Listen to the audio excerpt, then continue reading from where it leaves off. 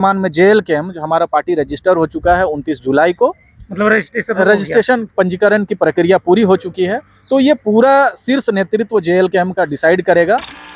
लोग कहते हैं कि नहीं जयराम गलत करे, अरे भाई जयराम भाई को तो मौका मिला ही नहीं है, JB केसेस को तो मौका मिला ही नहीं है, तो सही और गलत करने की बात ही कहाँ से आती है।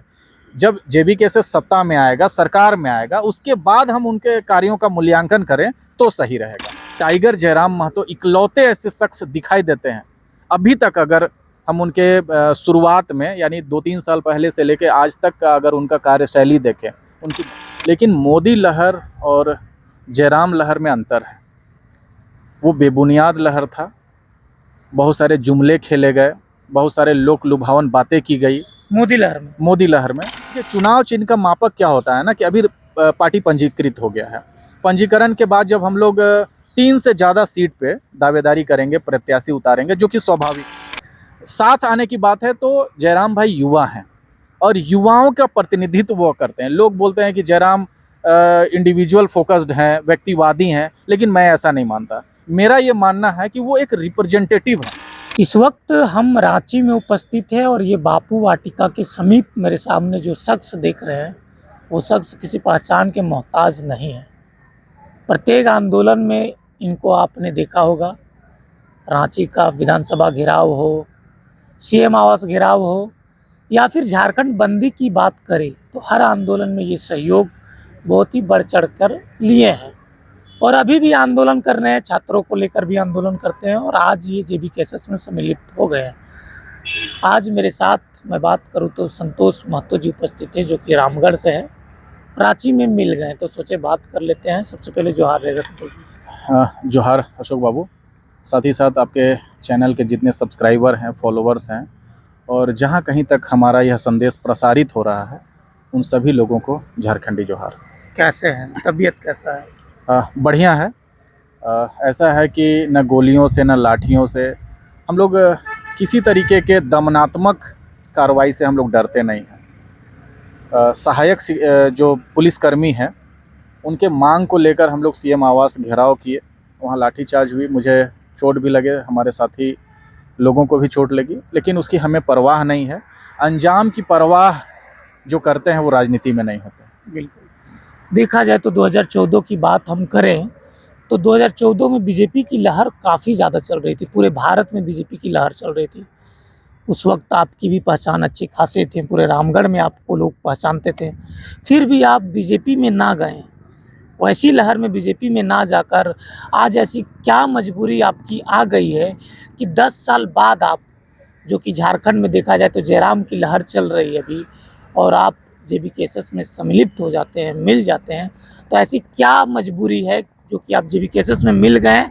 देखा जाए तो JB केसेस का कोई फ्यूचर दिखता हुआ नज़र नहीं आ रहा है, फिर भी आप JB केसेस में जुड़ जाते हैं। अगर आपने पुरानी बातें कुरेदी हैं तो बताना चाहूँगा कि आप बिल्कुल सही बोल रहे हैं कि 2014 में जब कराल मोदी काल चल रहा था, मोदी मतलब इंडिया था, आप अगर मोदी जी के खिलाफ बोलते थे तो आपको लोग देशद्रोही साबित कर देते थे। सोशल मीडिया में अलग अलग जगहों पे जहाँ कहीं पे भी आप मोदी के बारे में ख़राब बोले या गलत बोले या अगेंस्ट बोले तो लोग आपको देशद्रोही का सर्टिफिकेट दे देते थे। ठीक है, आपका कहना सही है कि अभी जयराम भाई का चल रहा है, लोग उनकी बातों को सुन रहे हैं, लेकिन मोदी लहर और जयराम लहर में अंतर है।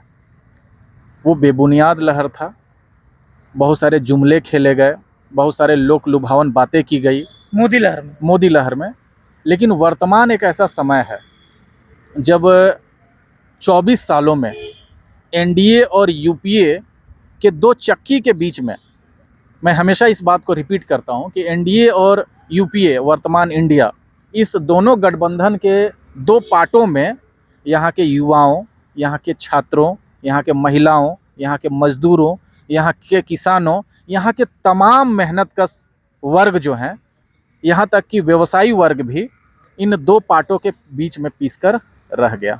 आप अगर 24 साल का इतिहास अगर झारखंड का उठा के देखें तो सड़कें बनी हैं, लेकिन वो सड़कें किस लिए बनी हैं? ताकि यहाँ के मिनरल, यहाँ के खनिज, यहाँ के संसाधन दूसरे राज्यों में बेची जा सके। यहाँ पे पावर प्लांट लगा है, लेकिन किस लिए? कि बिजली बांग्लादेश जाए। यहाँ पे भारतमाला प्रोजेक्ट बन रहा है, किस लिए? ताकि झारखंड के लोगों का पलायन महाराष्ट्र, कलकत्ता, दूसरे राज्यों में हो सके। तो यहाँ जो विकास भी होता है ना, उस विकास के पीछे मतलब होता है कि यहाँ के खनिज और यहाँ के मानव संसाधन को कैसे भारी संख्या में लूटा जा सके। वर्तमान समय में पूरे राजनीतिक महकमे में आप अगर जेएमएम नेतृत्व को देखते हैं, आप कांग्रेस नेतृत्व को देखते हैं या भाजपा नेतृत्व को देखते हैं, आपको कहीं पे भी एक ऐसा युवा या एक ऐसा नेतृत्वकर्ता दिखाई नहीं देता है जो लोगों के बीच, जो झारखंडियों के बीच, जो यहाँ के आम आवाम के बीच एक उम्मीद जगाता है। टाइगर जयराम महतो इकलौते ऐसे शख्स दिखाई देते हैं। अभी तक अगर हम उनके शुरुआत में यानी 2-3 साल पहले से लेके आज तक का अगर उनका कार्यशैली देखें, उनकी बातों को देखें, उनका जन जागरण अभियान देखें, उनका खतियानी महाजुटान देखें, या तमाम जन मुद्दों को जिस तरीके से मुखरता के साथ में उन्होंने मीडिया के माध्यम से रखा, सोशल मीडिया के माध्यम से रखा, इतना प्रभावी नेतृत्व झारखंड के इतिहास में अभी तक तो देखा नहीं गया। जिस 2 साल में जितनी लोकप्रियता या जितनी जन स्वीकार्यता, देखिए लोकप्रियता तो टिकटॉकर लोग भी हासिल कर लेते हैं, रील्स बनाने वाले लोग भी हासिल कर लेते हैं, शॉर्ट्स बनाने वाले लोग भी हासिल करते हैं, लेकिन जन स्वीकार्यता, पब्लिक एक्सेप्टेंस जयराम भाई का जितना है उतना आज तक के झारखंड के इतिहास में दूसरे किसी व्यक्ति को नसीब नहीं हो पाया। ये मुझे बोलने में कहीं किसी बात का संकोच नहीं है। साथ आने की बात है तो जयराम भाई युवा हैं और युवाओं का प्रतिनिधित्व वो करते हैं। लोग बोलते हैं कि जयराम इंडिविजुअल फोकस्ड हैं, व्यक्तिवादी हैं, लेकिन मैं ऐसा नहीं मानता। मेरा ये मानना है कि वो एक रिप्रेजेंटेटिव है। युवा जो चाहता है झारखंड में, आज तक युवाओं का जो जनभावना, युवाओं की जो भावना, युवाओं की अपेक्षाएं, युवाओं के सपने जो दबाए गए हैं, उसके बाद जो फटा, जो विस्फोट हुआ है, उस विस्फोट का नाम है टाइगर जयराम महतो। जेबी केसेस में क्या देखे आप? क्या ऐसा कुछ देखे? कोई भविष्य नहीं दिख रहा है, फिर भी आप जेबी केसेस में हैं। कोई फ्यूचर है? नहीं लग रहा कि कोई फ्यूचर है। आप आपस में लड़ते रहते हैं टिकट के लिए। आप भी देखे होंगे, सुने होंगे, हमको टिकट चाहिए। एक विधानसभा से 4-5 उम्मीदवार हो जब मिल जाते हैं कि हमको टिकट चाहिए, तो क्या भविष्य जेबी केसेस की? देखिए, यही तो पॉजिटिव चीज़ है कि जेबी केसेस के आने के बाद आप किसी भी विधानसभा में जो परंपरागत राजनीतिक दल हैं, वहाँ पे आपको या तो उनकी पत्नी जो प्रत्याशी हैं या जो पार्टी सुप्रीमो हैं, उनकी पत्नी, उनकी मौसी, उनकी चाची, उनके भाई, उनके भतीजे, वही लोग टिकट की दावेदारी कर पाते थे। किसी आम कार्यकर्ता की इतनी औकात दूसरे पार्टी में नहीं है कि वो मुखर होकर टिकट की मांग कर सके। जेबी केसेस इकलौता ऐसा पार्टी है जिसमें आम से आम कार्यकर्ता भी ये हिम्मत दिखा पा रहा है। हाँ, देखिए, ये अलग बात है कि चुनाव लड़ने के लिए और भी बहुत कुछ है, कुछ संसाधन भी चाहिए, कुछ पैसे का भी चाहिए, कुछ पावर चाहिए और सुविधाएं भी चाहिए, लेकिन एक हिम्मत तो जगा कि एक आम कार्यकर्ता भी टिकट की दावेदारी कर रहा है, प्रत्याशी होने की दावेदारी कर रहा है। तो ये सुखद अनुभव है, इसको अदरवाइज लेने की ज़रूरत नहीं है। और रही बात जेबी केसेस में आने की, तो इकलौता ऐसा संगठन है जो युवाओं के नेतृत्व को स्वीकारा है। आप दूसरे राजनीतिक दलों में चले जाइए, वो कहने को तो कहते हैं कि भाई हम युवाओं की पार्टी हैं या युवाओं का समर्थन करते हैं, लेकिन उसके अध्यक्ष 60 साल प्लस हैं। आप जेएमएम की बात कर लीजिए, आप दूसरे राजनीतिक दलों की बात कर लीजिए, युवाओं की जो भागीदारी झारखंड चाहता है, आप अगर औसत आबादी की बात करें तो झारखंड की में सबसे ज़्यादा युवा आबादी है। तो युवा प्रतिनिधित्व के तौर पे हमारे पार्टी के अध्यक्ष टाइगर जयराम महतो जी उभरे हैं और हम सभी युवाओं को उनके कंधों को और उनके हाथों को मजबूत करना चाहिए ताकि झारखंड में एक मजबूत विकल्प बन के जेबी केसेस उभर सके। ये भी सवाल उठ रहा है जेबी केसेस पे, जयराम महतो पे, कि जयराम महतो जो है युवाओं को बर्बाद कर रहे हैं, पढ़ने वाले छात्र को अपने पीछे घुमा रहे हैं, जो नौकरी करते हैं बाहर में उनको भी अपने साथ ले जा रहे हैं, युवाओं को दिग्भ्रमित कर रहे हैं, दूसरे दिशा की ओर ले जा रहे हैं टाइगर जयराम महतो। देखिए भाई, लोग जो है ना वो कहते हैं, लोगों का काम ही है कहना।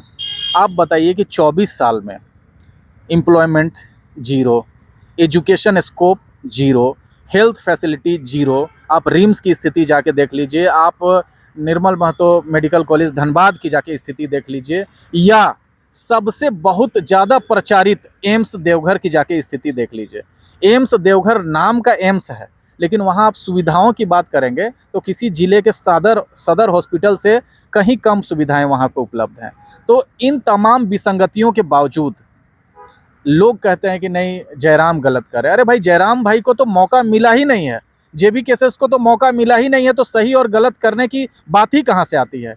जब जेबी केसेस सत्ता में आएगा, सरकार में आएगा, उसके बाद हम उनके कार्यों का मूल्यांकन करें तो सही रहेगा। अच्छा, चलिए आपके बारे में आते हैं। आप चुनाव भी लड़ चुके हैं पहले, जेबी केसेस से क्या क्या लग रहा है कि आपको टिकट मिलेगी या नहीं मिलेगी?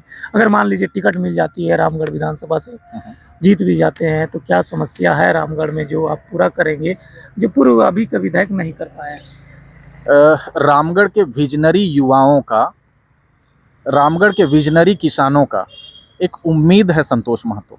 आप रामगढ़ जाएंगे तो आप जहाँ कहीं पे भी इंटेलेक्चुअल्स के बीच में बैठेंगे, बुद्धिजीवियों के बीच में बैठेंगे, पढ़े लिखे लोगों, शिक्षित लोगों के बीच में बैठेंगे, और आप अगर वहाँ बतौर प्रत्याशी अगर आप चर्चा करते हैं तो आपको नंबर 1 में संतोष महतो का नाम सुनाई देगा। उसकी वजह है, ऐसा नहीं है कि ये अचानक हो गया। 2013 से लेकर 2023 तक लगातार मैंने संघर्ष किया है।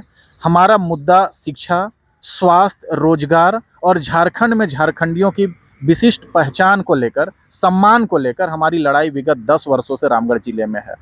रामगढ़ के किसी प्रखंड में चले जाइए, रामगढ़ के किसी अंचल कार्यालय में चले जाइए, थाना में चले जाइए, आप किसी भी सरकारी विभाग में चले जाइए, आप संतोष महतो का नाम बोलेंगे तो उनको आपको बाकी की बात बताने की ज़रूरत नहीं होगी। वो समझ जाएंगे कि अगर आप कोई काम लेके आए हैं तो वो जेन्युइन काम होगा। तो ये जो पैठ हमने बनाया है, जो विश्वसनीयता हमने बनाया है, वो विश्वसनीयता, वो पैठ, वो जो हमने एक लंबा संघर्ष किया है, शिक्षा, स्वास्थ्य, रोजगार की जो बात हमने की है, जो निडर निष्पक्ष युवाओं के सपनों की बात की है, जो शिक्षा का हब बनाने की बात की है, जो इंडिया के टॉप हेल्थ फैसिलिटीज़ का हमने कल्पना किया है रामगढ़ विधानसभा में, इन सभी सपनों को, इन सभी संकल्पों को रामगढ़ का एक एक युवा, रामगढ़ का एक एक वोटर जानता है।